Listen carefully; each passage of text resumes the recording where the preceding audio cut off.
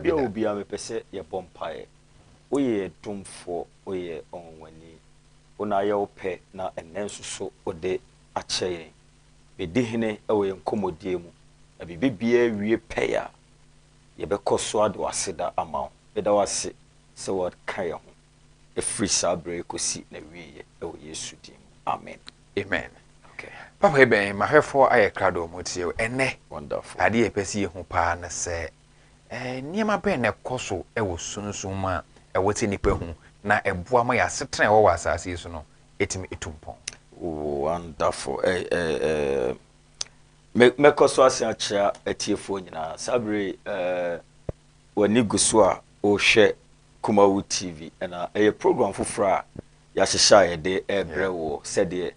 enne maiden edition no ye betoto afa ba bibia but a structured program a ye de brew ama wani abi ama ohunu ade e wo se oye e wa tiasfo asase su nim se ebeye moa pa de ama sɛde dodo na nkasa enime no. I'm not just a voice but the global voice to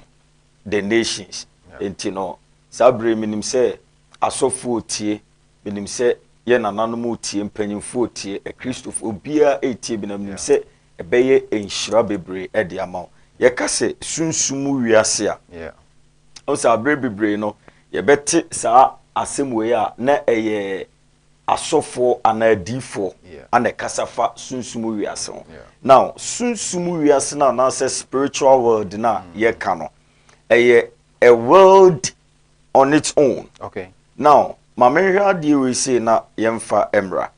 Bible said de osoro ekron sene asase no saa na me awurade nsuso no mensem anase me kron esene mo kire biribi e wa hanom kire se ade bi e wo sunsumu bi anase wo soro ayemfi ani hu bi an eso na ekron esene asase so ene nioma ye de ani hu ene very very profound tie kase sunsumu wiase a oye nipa a oti asase we say so ade bi e beda adi e wo honamu bi ano edi kan si wo hunhumu ansa na ba honamu minim say na nyame mabeye nhyira pa because Monday to Friday that this is the only program I yes back to back awurade anwode nko na mehia sem be bom pa ya man na enioma bebre ho enioma bebre ho a nana ye de bebre nyame ma. All right. Yeah. Babia we dia faide na de mpesi ye hwesesi ya na se ye nhwe da yeso. Okay. On se yesi nyankopon okon so ni obia kasa. Sure. Se oye sofo se oye asore koni obia na obia kasa. Yeah. Ni dodo na ye da yeso ye nti da ya ase. Yeah. Enti yeso da ya na ye fa na se normal thing manda na me de me kra kopie ba bi na aba da yeso pa ede ade. Da yeso ade a emu do pa o ye ne fa ne saa keke obi wo no mo ene metena ase counseling o nkofo bebre o mo ba manim ene ade o mo se o mo nso dae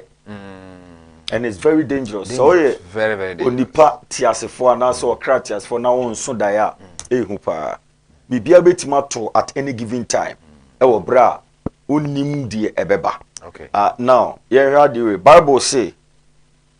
adayesum anadwun tonko bra nipa da na ho mu ana awurade nyankopon ebie ye na tenetene ani na wode kasa kire yen enti nipa bi a wote asase we sesu bia no so kra no ebetimi ni onyankopon obofo no a corresponde anase adin komo adin kita ho a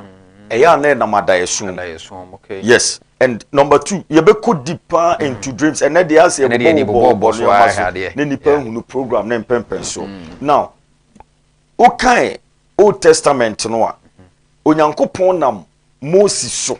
e kasa kire Israel for no. Say me ye nyame na me na me de adoma chede ema mema. Okay. Ema nipa ehye nkomehu ani so ade hu no. Now, okay, tresem na wo say nemum odifu a oso daye no manenka daye so ana odifo a onya ni suade hunu nso onka ni suade hunu enti ye hunu se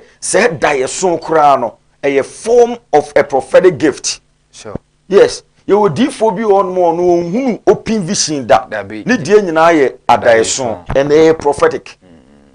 prophetic enti se unipa bi da ho na se opa nipa etie mi bebrebe ye bie phone line so ye wonkofo bi a aso dae no wanhunu ade e wo se wo ye wo ho na esi ebi ye papa ebi ye bone okay enti dae so ya ade nyankopon e de so nipa ma atenetene ano no odi dan nioma di e de kire yen no odi eyi yen ten odi boyen kokko odi kire yen kwan odi kire yen ade a yenye enti dae so de ka se ye ka e broad topic a betima wura mu deep pa ewo ye subsequent days e de animu no right enti se obi ka se me masundaye na medaye so mo no me ko hu eye Reverend Dr. Papa Eben ewo medaye mu na me ko ba bia ho ehu na otea me na oje me freza ade ni ma eye anase ya na enye eye papa ene ya me ka se metena ase na me ma me bi eba me office okay na oyobi a oye ma me panyi but emma se be ye empabo a obetum on se baby e ya sorry no air condition room full air condition but mami because of say air condition no e bopand mami no ba o shelf o ye na kama no afa jacket bi esa de aguso aka ho enti no oyobi a obampa bopa now one day na o tu kwan no otu kwan we nyame ankrame okay because of edoma egume so ne number of calls e ba me so ntina we nyame ankrame ntino akwantuo no so no okono no how edi nanim because na ye abusuasem bi ana ono na ade ne sin menka ne nyina bebre ono na yemfa ne se abusuafie ana ono na sin ne naso good na nipa ode hono mama no oni krumu no ayie ba fie a no de edan na mankofo akotenam na se wagege kakro se de o se sade no so ho aha enti okwayi wo ho ana okunu sade na ekoso no na o se ne onte ase ana watoto padlocks okotutu dan nim wasa nipa no mu ni wonom ne ade but sena eyefidisum ana yesum no enti kokko ya akwa tom onso bonefo no pe wo gina bibi so to so wo kwa wotika mu watraka mu wadu jaacha wato kontase ana osi ni tiase kakra bi hu ya ne se waso daye wo ka anim ka ni movie no waso daye wo a me gina wo friend mama wo koin no me se mama si fom si mi kom na msisi fom ono abeka ya sorry dem obi a otie bia no da ya wo busa se obi so da no ohunu se bia nyame nipa bi ana osofo bi ana se bibia bribi ekasa nyame na ekasa a kire no enti ose mi gina ne se sifom ana osi to see na mapake meka ejina in the dream obi o tu kwan a osi ntiase kakra be 5 minutes 10 minutes na de o hunu no ana me ka che ne se mami me nkwade no wankra me ade no wankra me ni kwa se nka okọ o se wana te na nitie ti na nitie no me ne wo a anka obekọ because what drew awie o drew kom na wie aka be 3 towns no drew ni krom afri kumase akodru onom o se wana o ka che mate ne se mate me nyanko biem sime okay na chese that time no nyame afa me so akoyi ni nten akoso na tretina ani se de be ya sa fidie na obonefo na sumu no onkotom okay onti won no se nani ba no so na osi fom ana oje ne nsesa oyi ni nioma na ade nyina asi ono sa fa ka wo fro na oba kumase enti ni fiada a meye mpa bosa no wa baby obaya na onkan kire mi o ana awurade sama me frɛ ne ka kire no se me hu se wo ko krom na wo ko krom a sei ni na beto a me hu se mema bi ni ade bebo pa bebo ma obeyemre oba no anu befu ni yam hye no no ene obeka de asie nyina adeɛ kye the following Friday biem no den safoa ne nyinaa ba asoro ebedi adanse now on adeɛ a making ɛyɛ adeɛ atwam now ene yi a ɔba manim ɛwɔ office ɔba na awurade sama me hunu sɛ mahu sɛ ɔnam kwan bi so na mahu sɛ nsamanfoɔ ɛne adeɛ na obi tio na awurade ka kyerɛ me sɛ mensan no na ɔmfa ɛkwan foforɔ so ano ɔse 3 days ago ɔso daeɛ na ɔso daeɛ no na ɔkɔ baabi na baabi a na wɔkɔ no ohunu ne maame a wawu bɛɛ 9 years ago enie na ne maame no ɛyɛ bedsheet foforɔ so ɔde bɛma no so maame fama me ɔne ne ya wamfa ama me de bɛma me de bɛma hu ya nso obi abɛsan no kɔkwan bi to ɔno nso yɛ so ɔfa so bi afi okoduru baabi na nipa no adwodwo a ɔte fam a ɔyɛ sɛbi ba fine no ɔsɛ wanu hu me na me ka kyɛn sɛ maame menso ni mu ɛhɔ na n'ani teɛ now ɔbaa awurade saa ma me ka kyɛn no sɛ ɔmo pɛ sɛ ɔmo de ne to fam nti saa bedsheet na ne maame ne de maa no wate ase ana sɛbi ba fine no ɔkɔ hu no ɔkwan no so no a me sign no wate ase good nti hu da yɛ so yɛ adeɛ nyankopɔn de kasa kyerɛ yɛn but nipa na yɛn te ase very dangerous sɛ ɔyɛ sɔfo na wɔn nso da yɛ a very risky ehu papapapa woyɛ asɔre ba okristoni woyɛ nipa okɔ asɔre sɛ wɔn kɔ asɔre na wɔn nso da yɛ a ehu na ɛsɛ wo kra na ɛti mu no ada wawu biribi ɛwɔ sɛ kenyan no enti no yɛka da yɛ so yɛka sɛ yɛka ho asɛm a adeɛ bɛkye yɛwɔ papa yɛwɔ bɔne ne nyinaa yɛbɛkyerɛ mu wɔ okay ɛnɛ yɛahwɛ da yɛ so no kakra mahwɛfoɔ sɛdeɛ yɛdi kan ka kyerɛ mu ɛnɛ ne da yɛdi kan nti yɛbɔɔbɔ napɔso ɛde ama mo na ɛfiri ɔkyena ɛde kɔ no yɛbɛwura mu yie na mate yɛsunsum mu nsɛm ase ma ɔkɔbiɛ mu baabi bɛtutu na nam asi na ɔmahu o spiritual father bo obetimi edi aboa wo yɛwie da yɛ so no yɛmfa nkonkɔn ha no ma na yɛnkɔ abusua nnome ɛnsɛ bi wɔ hɔ ayɛ so abusua we deɛ yɛ abusua nnome da hɔ sɛ obi ne wɔkɔ so 50 years udu 49 ya da bi do 50 na wɔ sɛ wuwo ɛyɛ abusua nnome abusua we so yɛsɛ mo ma kɔ aware a ɔmo ntimi ntena ɔbɛwo ha kɔpem sɛ ɔba abrowa na wawo baabi ya bi na oni kuna ɔne ne teɛ abusua we so yɛsɛ ɔmo deɛ sika emma abusua mom nipa ewom saa ne yɛ na efire hen na obi wɔ sɛ abusua no ma obetumi ayi ne tiri efire ase ana simple cry on say me office as a prophet no me sign so I'm privileged say erade sign so the deliverance ministry assign so adome enti no mostly no say you deal with such topics are mepe na metimi dosuko wo mu nso pa yie abusua apam abusua no me abusua ginaye sasa won ton wo ahyede ana wo mra sa no ma we nyina ya ade a eye adwuma but ye mu bebre nim bible e ka asem bi o se esan se onim di nti no asasi nyina so ewo so the foundations of the earth is out of course is shaky because nipa nim de ewo nioma bi ho and tresem no kan Hosea say nimdia meman eninti no waira now yen hwa de we say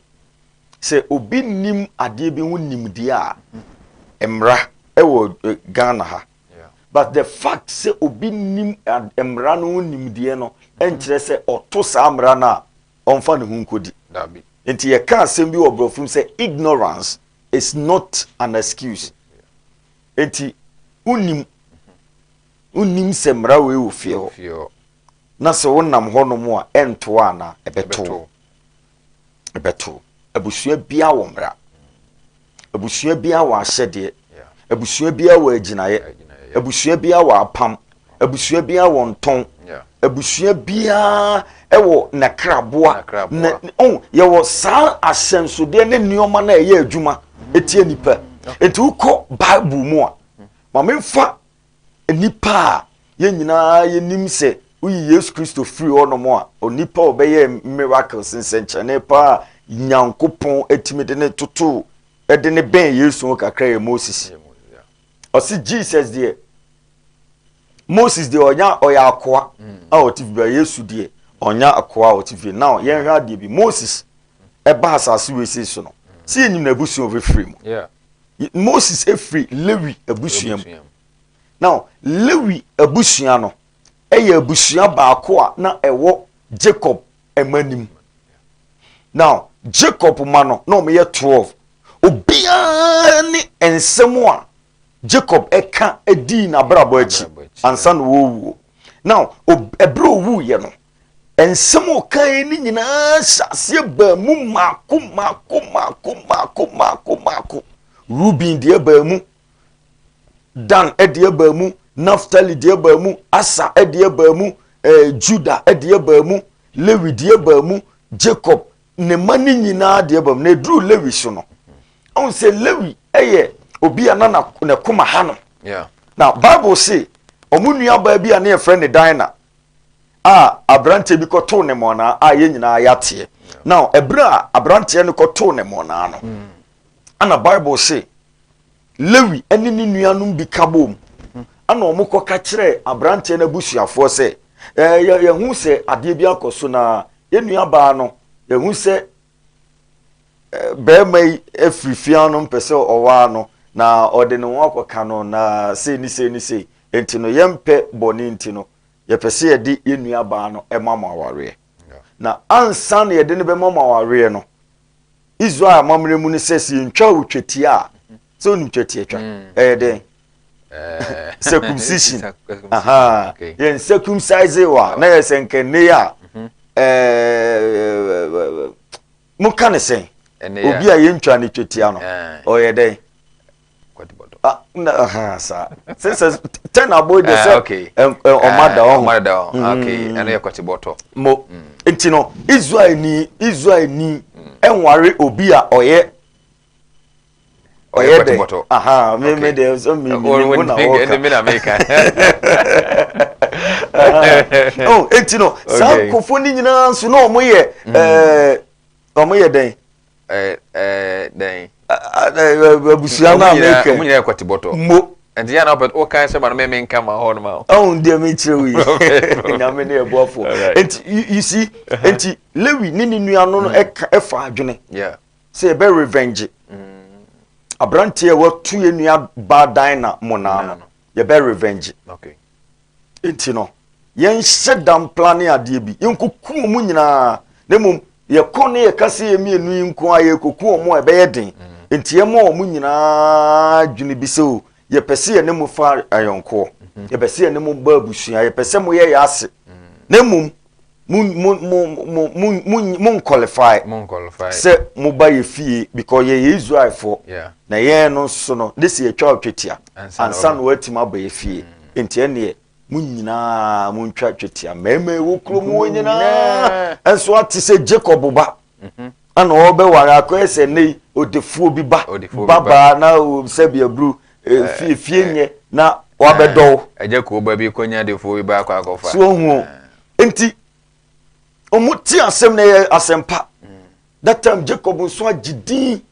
enti no omudi Jacob din no na koye saade no na Jacob nso ni mu wi Lewi ni nuam na fa sa adwene no on na leadi ana emrantie ni kromu ahemfo ni obi a hyehyw wanzam eko kromu na ne wanzam no fre we miri mitimi humpo wanzam ko kromu na ne hyehyw twitwa obi a bema enti bema nsusu no ye twa because of so manyini nti no on say edi na wotwe ko na afi na eye kuro mo wo so ntimi nse nika yeso ori ntoma bo mo ana ne mema ye twitwa mu nyina twetia ana edi na wotwe ti di na wotwe na abre ko aye kuro no a omu nyina na ma omu baba omu na mu yes omu ntimi nsori e manko na ye adwuma okuro mu wono ma abusuafo ni nyina no ana Lewi ni nua eto she kuro no so na mo se monye de eba yi wo mo na titim mu kum meme wo krom wo nyina epufuo so enti Bible se bra papa Jacob ete ye no ni bu fui no se wanya de na o ma yese kura nke enka ne boko mo se mi din enti duru bra wo hira ne ma no eduru lewi so no o se wo de me kra erenko wagina mu agina bia obetu bia me kra nkom ema because abufu mu na wodi ewu enti odome no e wo sa abufu no so enti lewi abusua no nyankopon so nsiseye mu ne kire se na lewi abusua na ye asofo ya enti ka nke ye hwede a ene senka wo senka sa asofudie na beda won so no e wo senka sa no me ni twam but because of say ye abusua pamunti no abufu ni di omunya da omosoa lewi abusua mu na Moses efri ye ba ye hye Moses abakosem ene nyoma oye nyina because of abufu we are na da abusua no sunti no Moses antima nkoduru bo sha asase kakra ne buafu yes ti duru baby Israel for no e ha ne kakra bi a osimo kra mabre mu obi twa aso ba ko atu nani to twene obi yo si aye mi se mo ba ne bufu ye no dia boho na bubu o dia meche no dia bom enu ne ma nyame ebufu no o si da bi sa de ewe a waye ntino ani behunu Canaan so na nsi o enti ye abusua pam na eda fie o etia Lewi abusua na Moses tibe free mu no even though pipe kokom but one man dealing with abusua na pam ntino ohun ba bia de ne koduru ye ohunu bo asase no atwanko enti se ye beye nyame ma the fact say ya beye asofo ya beye Christopher the fact say ya beye nyame ma ye botton se kwa asori no ye dealing with abusua pam na eda wona ewom se ye nyame ma ye Christopher but ye pam no da so di be sheme be di enya enu nti na obi tie me oye Kristoni wasachira ya bonasu nanso so apam bi di nanya a otresi ade na obehunu se apam ne ye ne maame bi eto no ana ade no enso aba beto no okay ade ne ye obi foforo bi na abeye no ye ko Bible mu a ye behunu yenko Ezekiel okay Ezekiel so Bible no bi wo phone so Ezekiel chapter okay ene me bi ye de amount na ya kan ye nya abotepa because ade we na obusa ne ye very important on say na ye random topic be bia ye betimi e de afa aha na ye nhwe ade bi e wo hanom kakra me Bible ne de asu on say esopa ntino to aso Kuma Plus TV say ogusu a ohwe ne fie na is a time with a city prophet high Kuma TV say ohwe ne fie na a time with a city prophet juada ekosi fie da bia nondo edikosi duba akone ye betranse ne transe say ya enyame semu mpensem ne ye sunsun ne ahwe ne ma esiti so say ye te wono ne ma etete empa aye esunsun abrabo no yebeku yani so yebekwa asore yaba betran fi be yebobra na ensisi so ye niema nyina enkoyi enti yadwe nyina na se obi na no kre anase nye no kre samre na de bia da betran se na ye share the city prophet na ye wuram na akeka niema nyina abom ade ya na efese fie de bia nso no ye mpaebo kese ewe Kumasi City Mall fie de bia mpaebo kese Kumasi City Mall a standard place uba weze bibia ededin no abehia the city prophet de da wo so bia o de duro ho no ma onyankopon sama ho nsan fa nkofie saada na nyankopon ye nyankopon ma papa ono nyankopon na akwa no ofo ne mu edine ye adwuma man senjeni akasiesi wo mo mani afre hu ade mubu afo sori anante na wo ha wo ne sen niema aye din bia nto na mo ne bra ukwa sori kura na fie da ne de yenhia o Kumasi City Mall eho na yehia be nsampo nyankopon ye nyankopon na nsenjeni na oyere mre bi atwam no eda so ho na diifo bi atwam mre bi no ebi da so ewa asase so yehia na se obetu gidie anamo na obeta ono nyankopon na akwan so wanante na akwan so na nasem edi wanim bibia be koye edi ama prophet obi an yenkoi yes okay you scripture we say na yemo enram kakra yanko all right so Ezekiel chapter 16 okay verse number 44 okay herade na obohunu say apam e ka say apam a eye adwuma efri a won to aso na prophet hono we betime yi ni tie ase we betime yi simple kra but this ehunu na ohunu obi a owo nimdeɛ ɛwɔ sunsum nsɛm mu oh betimi edi eyi utie enye obi a enye dabra bi enye anu tu we mfa bobo nsɛm mo mpa yɛn kwan ntimi nyimfiri ho I tell you so nimia I'm a man of prayer yeah because me yempa boku a friend a prayer enforcement network yenchia what prayer cannot do no agime so say more prayer will do entino etro say ye gym paibodi but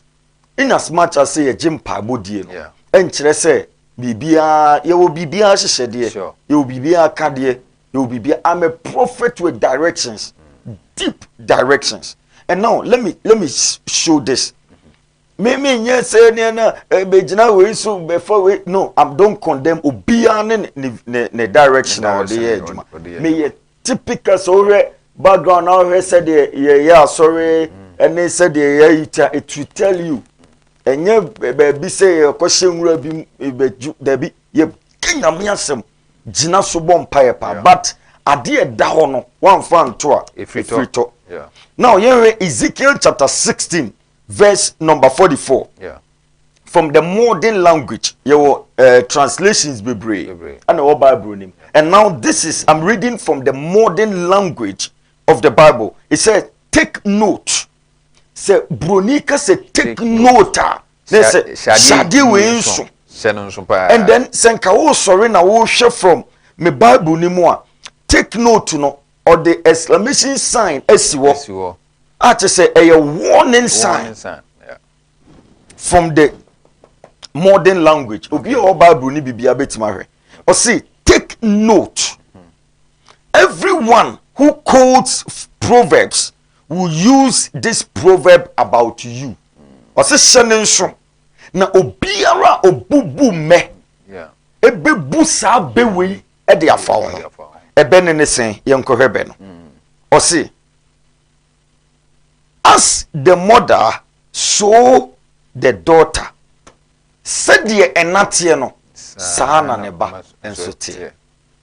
eti afi wahunu asem na obusa ye no se ye kase enome ana wonto otoaso agina ye apam family case ene sa generational cases na Bible ne se ye nhye ne nso na obi obubu me ebebu sa abewe di afa ye ho se said maame tie no sana enti broni kase like father like son until that like mother like daughter good enti oti asaso we say so a we Christiani a ewie okay show maame ne life show nananom show mpanyimfo edi wanim show wona ubeto wo fie ho say na no mabra bote on say mpanyimfo bu bebi on ye beto ye nananom na Christo som no ye yi nioma bi afri ho e bad and enye biblical enu ne mankofo kwa ma omutimi ka se Kristo som ye abrofo som ene ade sa asem ne de sebe enkwa asem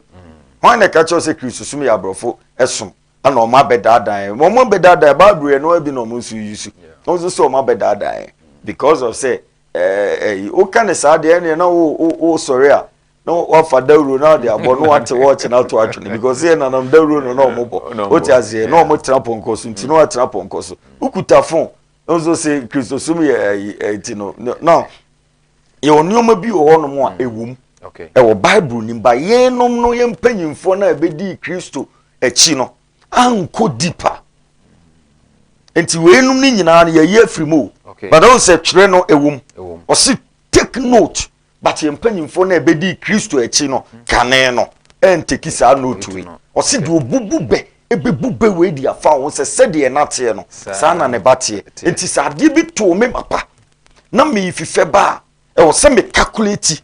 me papa onya 40 years say ne to no man hwe ya ne moja o me mu no ebetima ye me e wo ba brum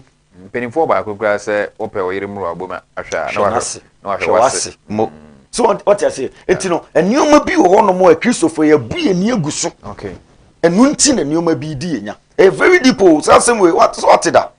said the American no three mu what that say hwe ade we say said the enate no sa na ne bate no very very very important enti obi a wo timi bia no this is free counseling free advice to you say o maame e ware baako egui mienu egui miensa egui no ahyase na ɔte aware ase a mena take note yeah so papa sebe na onema ekoyie ana drum pempenso bi ɔde hwe fom wa abrabom ana neoma ɛsɛe a na wa start abrabo na neoma ekoyie ama mena Bible say take note okay asɛde agyateɛ no saa na ne ba ɛteɛ ɛnateɛ no saa na ne ba ni mogya wo mu no apam a die adwuma wɔ ne so no ebetima bedi wo nso so enya okay nti no de wo ho no all right prophet ne udi ewura mu na enwumre ya hwɛ apam na ya hwɛ we nyina esa apam asɛm we sei no sa apam nsɛm a ye ken kwan ben so ana obi ka so obi free ma obi timi afa so afrim good very deep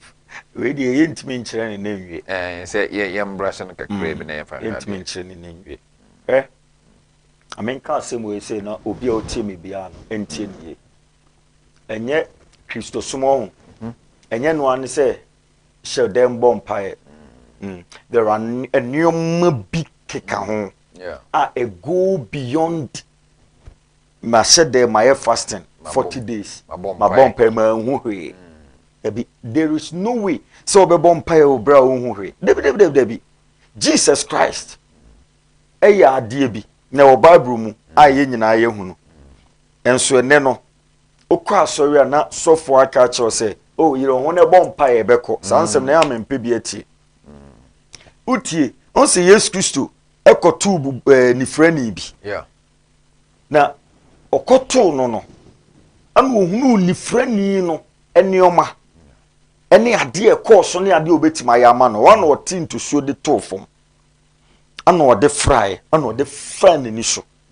owie ye no na minim senke ho a wo senka Yesu a ɔyɛ nyame ba ne de na nete ɔse ko sutade sidon ne ko wohoro and he was very specific e wo sukura onkom hwe nature ho e wo honom no the first breakthrough onipa bia betumi anya wa asase we say so is to understand nature. Watch me and let me tell you this for a fact. This is the first breakthrough for every human being. We are sofo, we are asoriba, we are obia nipa nyame bo se ni suban so ne nse so no. The first breakthrough that you can get on earth is to understand nature. Okay. Abode nyame eboye. So onya te abode ene ne nioma nyame boye no ase a breakthrough the mouth. Okay. Enti yen hwa de we. Kwan ben so ne nipa betima yi ne ti afiri mu. Afiri sa apam ene nioma yi echi. Okay. Eno an so abon paya na. Ene senka Christopher Obre bon paya. Ko bi yi ne ti afiri. Ya osofo bi kra still apam nda so de. Nda so ye mesi Moses kra di na chi Moses so chen no. Onso chen Moses but etibi di ne nya. E kire o se ene na ye word ahyehyede ene nioma bi wo ho ayeyo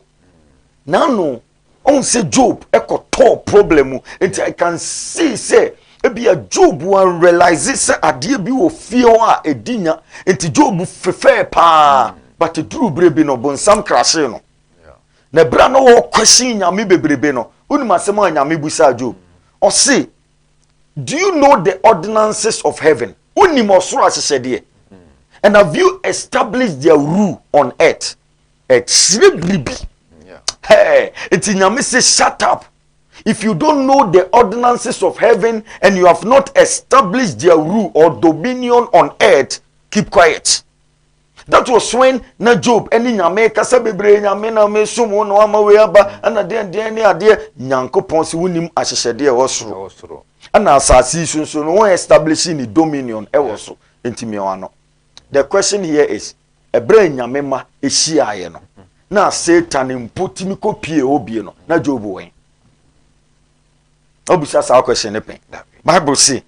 ebre bi nyame ma ko hia na Satan nso ko hobi enti me question ne say ebre omu take decision omu take ahyehyede wosoro na Job wen e die no ye fa ho antima omutimi take decision ne gu na chi wo bra wo ko to mu abonsam de ye no enti Nyankopɔn so wuni ma hyehyede no wo ye wi a wo ho beto enti Job hunu saa de ne ye no ye hwade bi wo ha wo ye hwade bi on say ekwa ben so na nyame yi Job ti free saa de no Bible saying after Job had prayed for his friends the Lord turned his captivity away. Job bon paye man ne namfonum wieye no ana awurade yi ni duemu da ne free ne so enche se na e wo ahyehede bi wo enti empire bo oboma mu no it could be so ye papa bi it could be so okosre ade bi ma omo okoye adoye bi ema omo ana afi nyame gina so yi ni duemu da no e free ne so Bible mu Job 42 e ho. So in this life no se won hunu ahyehede ene ade e wo se wo ya obebre obebompa yesa aka se ma bompa yesa mi hunu we ana je minim obi a obama nuna ni prop ope contract kese pa bi me obompa ye oyem pa bofo iskani pa bo san pa bofo wa bompa ye ma erat me de ko rade ni 3 days na rade kire ma de se me nkan kire no ye eya de simple. Simple. I just picked my phone, called him. I said, Honorable, this. Oh, yeah. Me kese radian munyam. So 3 days now, me call radian ni aden. Oh, yeah, 3 days for pen aden na no ocean. No. Abo home pa ya. Yes. Nensakai. Oh, enti obia wo ade a e wo se wo ye. Ba wo hia difo. E hanom na difo ba mu no. Psalm 74 verse number 9. Bible si na yenhunu yensenkyere ne na firi so odifo bi ne yentem enti be den wo hunu ade e wo se wo ye ene ni anamo a wo se wutu de se wanya difo a wo hunu fom wo hunu de onim nioma nioma bi wo nom kra na sebe eye nioma bi a nature ya nioma nyame abo ya ana ye ke nioma bom serious ama bibiesi ebi en haban ebi ye enioma bebre mintimi nka ni nyina wa ha so atiase ebi nyambe tima chose kan we bom na ode aye but won say Christopher ye nim di nti no ye nim se saa neoma no kra o Bible mo enti se odifo bi kire obi ahaban se fa we kan we ne fa ye we pe yes o yesu bosom neema omunim de omunim de bosom neema na o ye de no omunim me se me uhumi a ode onim me I'm a very classic man of God. No. Me nyesa neoma basabasa ne sa suma nsem ne ade no God forbid. I've never stepped my foot ewo baby a bosumfia na konfo all come physical kwa me hu bi da. It is a me kasa from the Christian background and then the point of view but minimum de. Ewo sunsumu neoma. It will be to say me can some way the atrewa. Oh, show me you can tell and then attest to the fact say me nye sa neoma ne basabasa ni bisabo som de debi but nature if you understand nature is the first breakthrough to every human being. Now let yansha dey we say okay Bible say da ebe ko en haban ne sa neoma num no ebe blow nkofo bebre adwene ya hefo no ntwen na ade ebesi wa ha no me na me catch ebe blow nkofo adwene because opanyi unim say ye wonioma bi wo hono mo a obom pa ye wi a e wo se wo ye utimi de dwira wo ho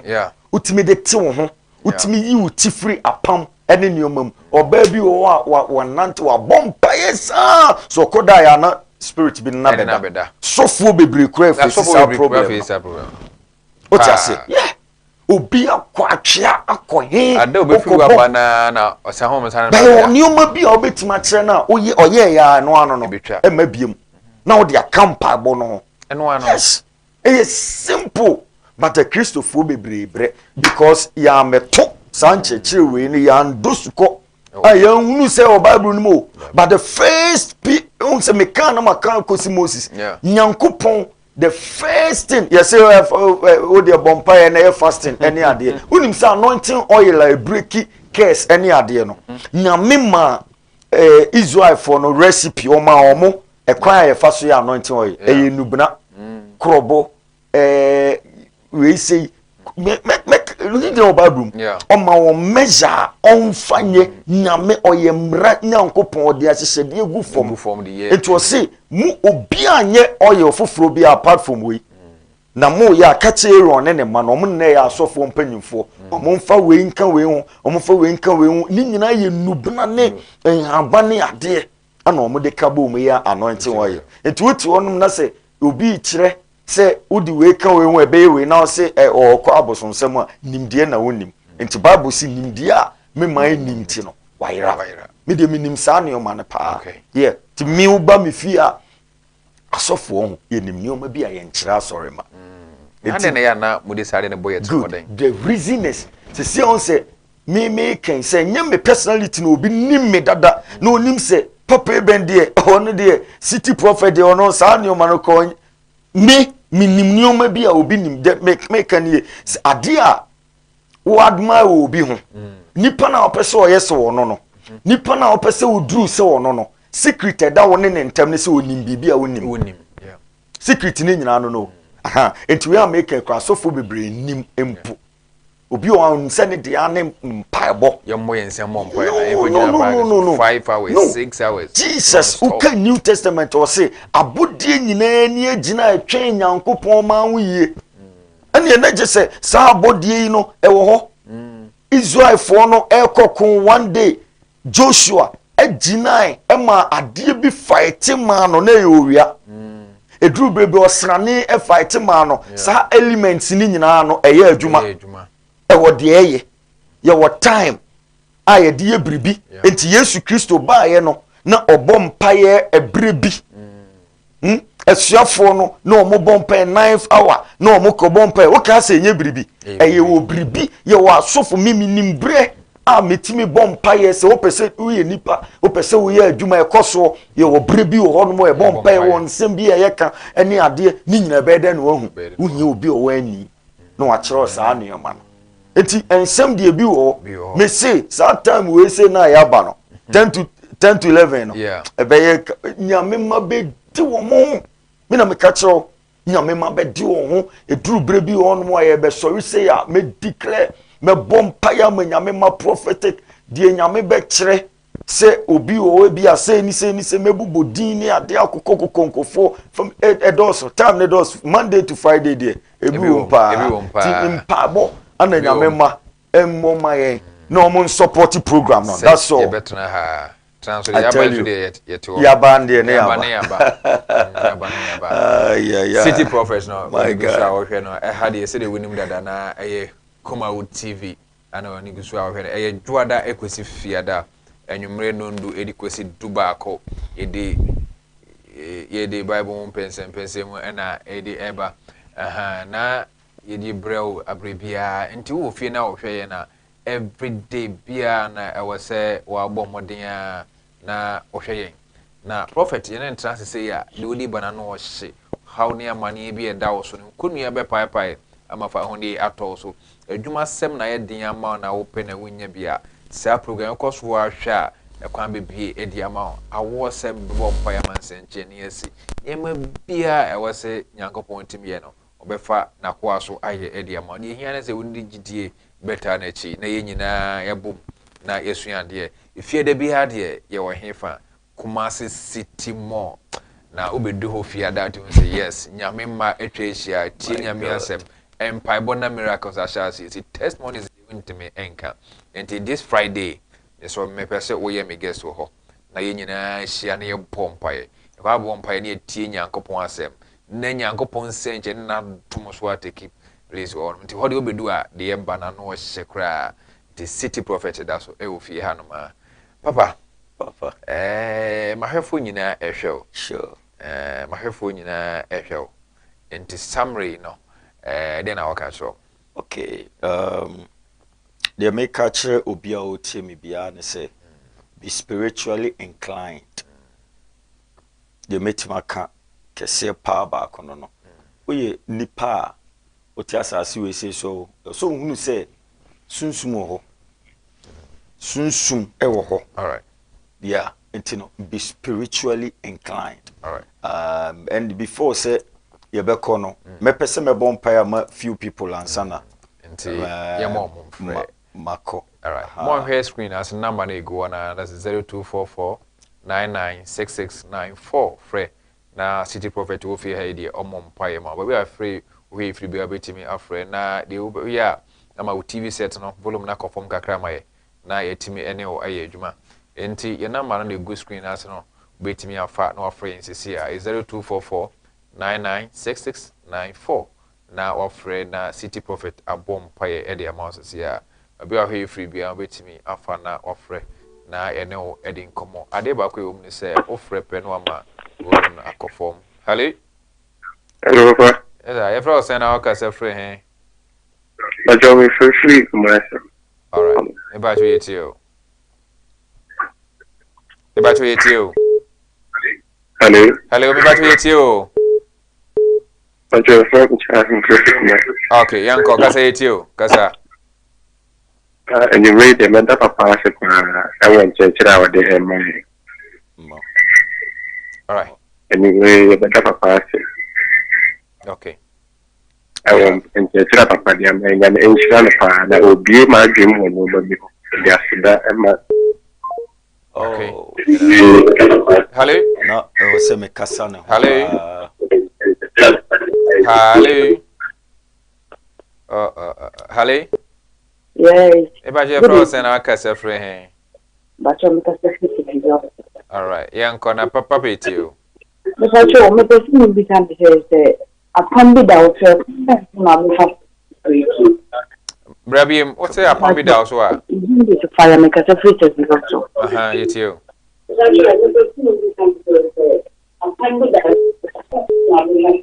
Ma TV no, ma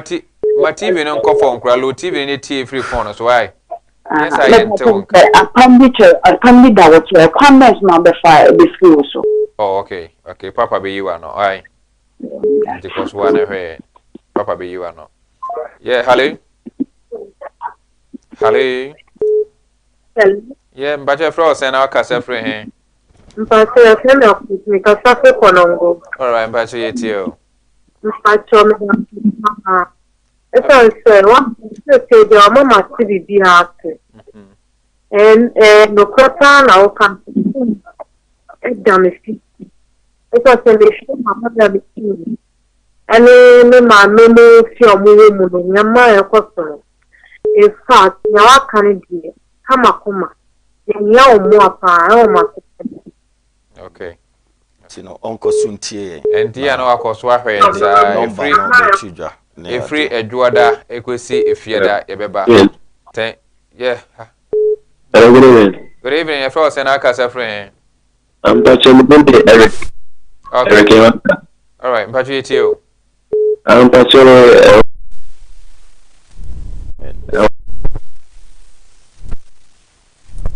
okay.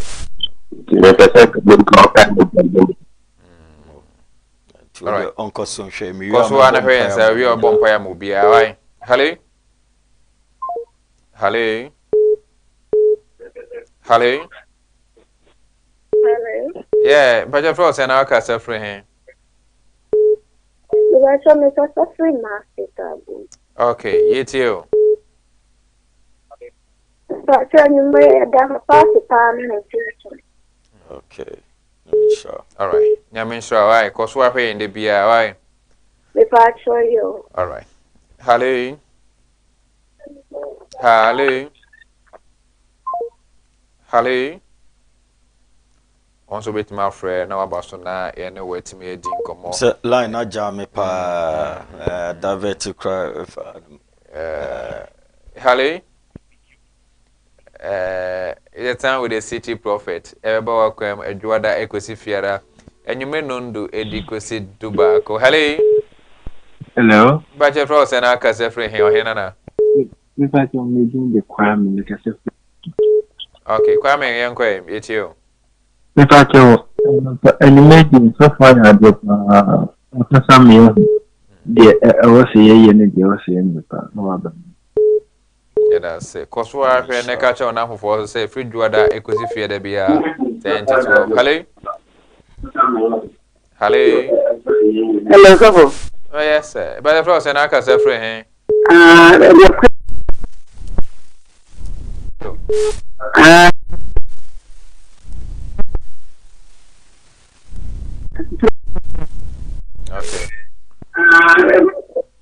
Okay. Yate papa be bompa ya ma why. Hello, your friend send aka se free hen. Hello. Your friend send aka se free hen. So your friend me Becky make a free Sofia Samai. Oh, Becky yanko yeti o papa yeti o.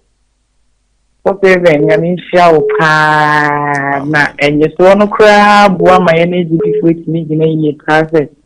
What your prayer cannot do, more prayer will do.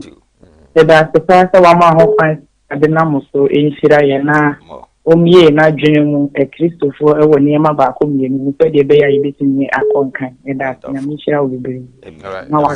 say, young fa of full free.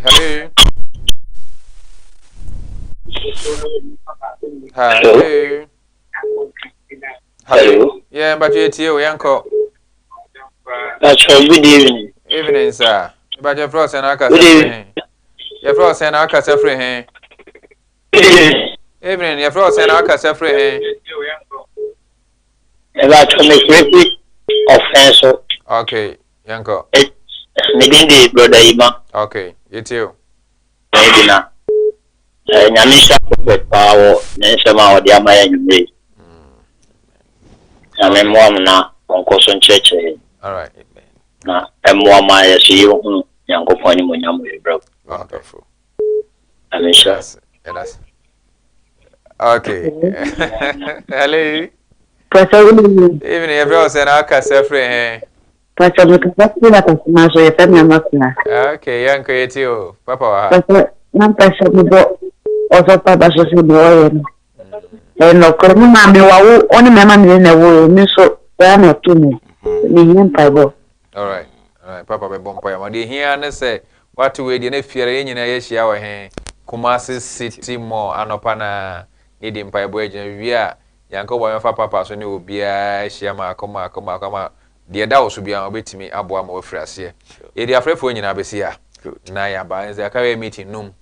na ya bre na so me say nche you say 2 hours ya de ya de nche you say 2 hours because ensem ne doso say make say me room aye individualistic prophetical ekebeti say the onim say me time na aye 2 hours 4 hours 2 hours 4 hours aha okay so obi tie me a o kira no pa obetimi atie me o radio so all they say e o Kumasi FM 104.1 and also a Monday to Friday anopa 10 to 12 and the 2 hours and our children so Facebook Kumasi 104.1 FM and Facebook ubenya entino fatu files na enipa me pacho so wa hu nkofo a e yari stroke a omutie me radio so keke asori bebre wona wani efra me unti me kan say a ene asofo na doso but manyame honhom nkasa nkyerɛw ne hu se da bi Sofia me hwani da bi em se oye stronko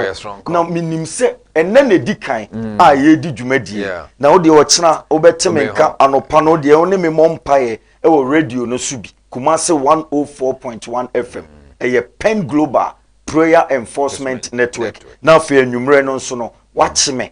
Ewo Kumawu TV 10 to 11. Na me say nyame me be de won ho. Nyame me be de won ho. So we share dwumadi media. Sometimes people ask, "Hey, programs am ye bebrebe nti bills me dey na meketa." Eyankofu bia na omuni hwe Erade na me cheche so kire ma omode omo ho. Ana omoboa wo. Na aka se na ka sorry na mo ho na me ya sorry no nko na dollars na editua e den yetimi tua bills na e yankofuo bi enti no sabre o hwe me ampese me de bibi hye otim se nyame betumi aboa ama na yeye me wi a wo betima frɛ number no a edadwa no a 0244 996694 na me no abonkomo but me busy prophet enti ya fe na obe flash me no I say we na me frɛ wa chia me hoye patch for serious issues o yo hene wakonwa na hihim o ye panyini bi o pe contract bi o enma o ye sofo Now, some politicians now. Election year, yeah, dear bomb, menye obi a me wo penimfo mu a senka e mo me ha on the meet on say me ka nim ka bia me ka bia obo say Flagstaff House ene yi ebo presidency ni ade eye nyame adom me bre me wase pa ba urade edimaktu wo ye sofo wo bia sori enkoso e bia wo ye oba wasi so wo ye babunu abrante adwuma nkoso enunti na urade nyankopon afre e de aba obi busa last that was papa all this where were you maba e de amakuma simane baba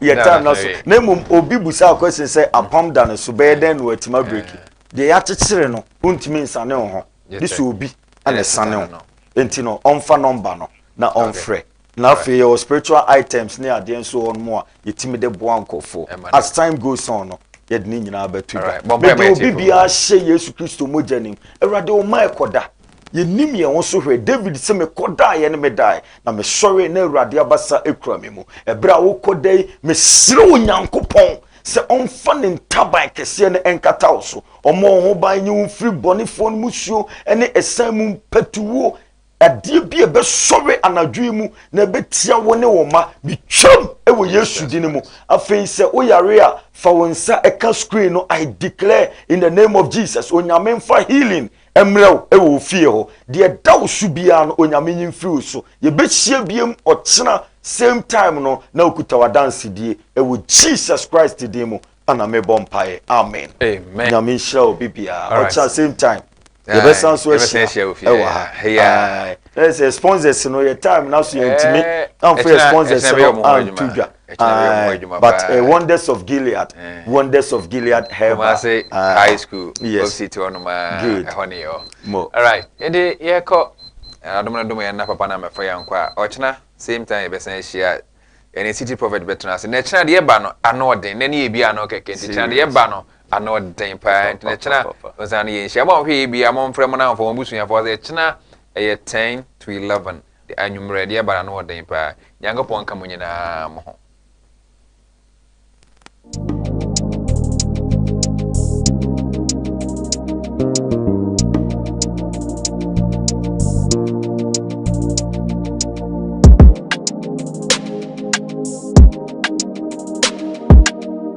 Agogana maima owo hene e champion ni aka Impotency